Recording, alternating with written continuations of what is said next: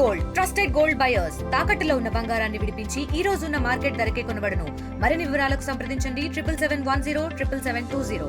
సుపరిపాలన తొలి అడుగు అనే కార్యక్రమము మన రాష్ట్ర ముఖ్యమంత్రి వర్యులు శ్రీ నారా చంద్రబాబు నాయుడు గారి ఆదేశాల మేరకు 7 నియోజకవర్గాల్లో ఈరోజు ఇంటింటికి వెళ్ళి ఈ సంవత్సరం పాటు మన ప్రభుత్వం ఎలా ఉంది, మీకు సంక్షేమ పథకాలు అందుతున్నాయా బాగా, లేదంటే ఏమన్నా ఇబ్బందులు ఉన్నాయా అని తెలుసుకోవడానికి అని చెప్పి ప్రతి ఒక్కరు పైన పార్లమెంట్ స్థాయి నుంచి బూత్ స్థాయి వరకు ప్రతి ఒక్కరం కూడా ఇంటింటికి వెళ్ళడం జరుగుతుంది.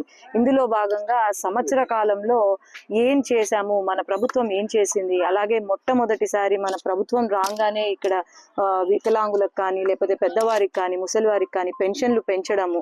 ఆనాడు చూసుకుంటే వైసీపీ ప్రభుత్వం పెంచుతానని చెప్పి 250 రూపాయలే పెంచారు తప్ప వాళ్ళు ఇచ్చిన ప్రామిసెస్ ఏది ఫుల్ఫిల్ చేయలేదు. కానీ ప్రభుత్వం రాగానే 3000 నుంచి 4000 చేసి వికలాంగులకు లేకపోతే 100% డిజేబుల్డ్ ఉన్న వాళ్ళకు 10,000, 15,000 కూడా ఇవ్వడం జరుగుతుంది. ఈరోజు గమనిస్తే ఆ రోజు అమ్మఒడి అని చెప్పి ఇంట్లో ఉన్న పిల్లలందరికీ కూడా డబ్బులు ఇస్తామని చెప్పారు. కానీ ఈ రోజు మనం ప్రభుత్వం వచ్చిన తర్వాత తల్లికి వందనం కార్యక్రమం తీసుకొచ్చి ప్రతి ఒక్క పాపకు బాబుకి ఎంతమంది ఉంటే అంతమందికి 15,000 రూపాయలు ఇవ్వడం జరిగింది. అట్లాగే సిలిండర్లు ఇవ్వడము వాళ్ళకు, లేదంటే ఆగస్టు 15వ తేదీ నుండి ఫ్రీ బస్సు, ఇలాంటివి ఎన్నో సంక్షేమ పథకాలు ముందుకు తీసుకెళ్తున్నాం. సంక్షేమమే కాకుండా అభివృద్ధిని కూడా ముందుకు తీసుకెళ్తున్నాం. ఈ అభివృద్ధి ఏదైతే ఉందో మనం గమనిస్తే 5 సంవత్సరాల పాటు అసలు అభివృద్ధే జరగలేదు.